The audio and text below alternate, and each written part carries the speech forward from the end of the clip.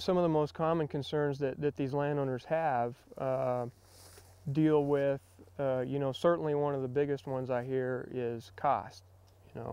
Can I afford to put into place some of the things you're suggesting I do to reduce the fire threat or increase the health and vigor of the stand?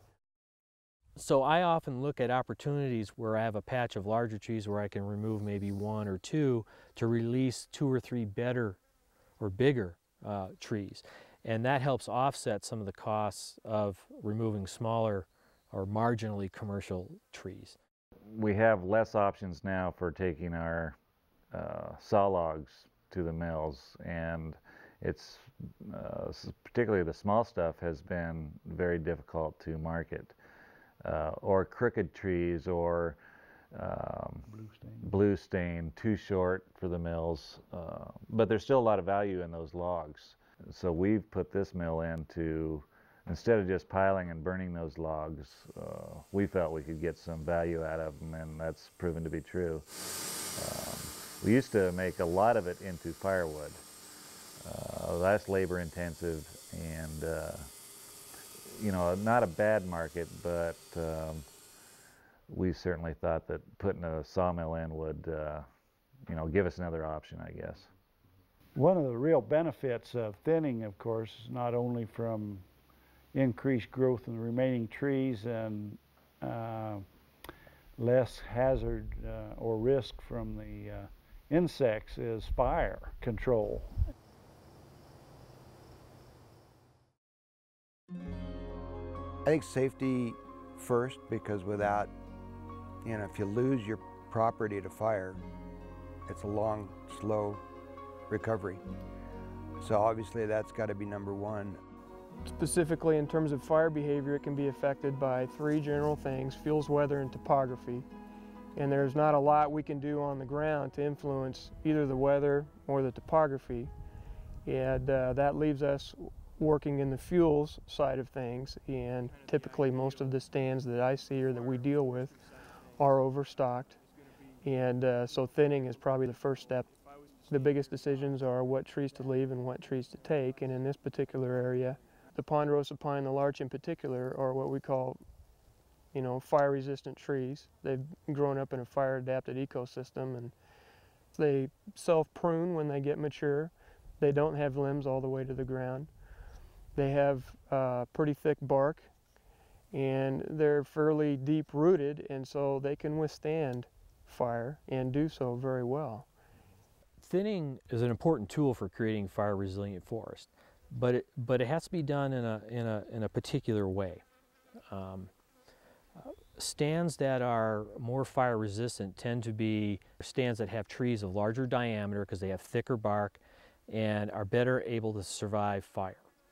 Having high crowns in a stand prevents fire from moving from the surface and jumping up into the limbs and into the stand. Having a more open understory where there aren't ladder fuels also helps break up and prevent a fire from moving from the ground or surface up into the canopy of the trees. And lastly, thinning, particularly if you're thinning some of the larger trees, spacing the crowns of the larger trees out, you prevent the tree-to-tree spread of a wildfire in the crowns. So you're breaking that up.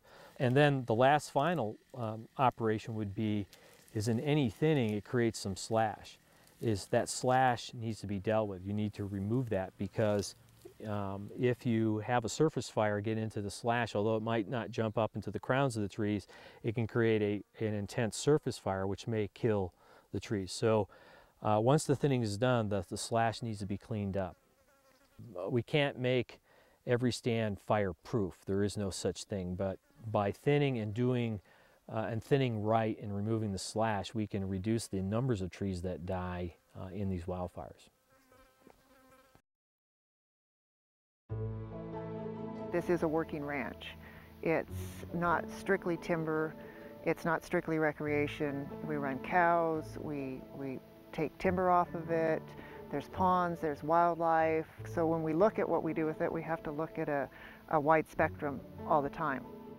I see it as there being 2 categories of decisions. One category is real simple. and fairly absolute, and that is getting the fuel off the ground, especially, getting the lower limbs cut. And aesthetically, that's not usually too difficult. The much more difficult choices are privacy issues, wildlife. I think sometimes we have opposing ideas. We do have discussions over what is most likely the best way to manage the forest floor, and there's not always an answer. And so it's a never-ending discussion. The important thing to start with is a good management plan. I think you have to decide what your goals are. You have to decide then how you're going to achieve those goals. I'd say just keep an open mind, get out and look at other landowners, look at other opportunities. There's good and bad examples all over the place. Get on the phone or get on the internet and find the resources that are available in your area. Typically they're resources that you're already paying for as a taxpayer. I would sure recommend anybody that's starting to manage their property to go to the extension forester that represents their area, that probably lives in their area. The kind of information that the extension service and particularly extension foresters provide for landowners is education, and that is through workshops, on-the-ground workshops, by writing and publishing how-to types of publications on thinning and reforestation, but also doing applied research with woodland owners on their property, and that information can be used to help improve management over the long run. They could also contact other professional foresters. They could contact the foresters in the Oregon Department of Forestry. The Department of Forestry can help landowners out in a couple of different ways. The first good step is to get out on the ground with a person, a landowner, to look and see what they have. And during that initial walk, we'll start the dialogue about what the landowner's objectives are, what they'd like to see out on the ground. We can then offer our advice that might suggest, based on their objectives, how they would get there. The other avenue that we can go is the financial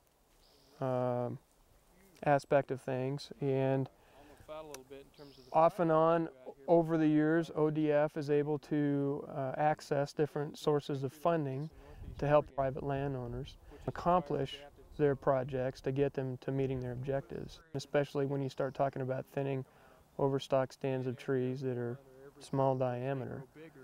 You're not going to generate any revenue there, so having a source of funding available to help offset those costs is important. For every dollar that the project costs, the Department of Forestry, through different funding sources, might be able to pitch in or pay for as much as 75 cents on that dollar. We've had help from the federal government and cost share some of the thinning that we've done in the last year or two. That's been a real benefit to us. It's thinning that we would not have done had those funds not been available. I think thinning is very important to maintain forest health. The insect disease and fire issues, I think, speak for themselves. But through good management of thinning, we've found wildlife prefer some of the thinning ground for a lot of different reasons and values. It also grows trees and helps the economic side of that equation for the long term, and more for the next generation, our sons, than for ourselves. But I do believe, if you're going to be fortunate enough to be in a position to have a land base, that you should take care of it. Maybe not every bit of it, but the large majority of it should be managed in a healthy, sustainable way.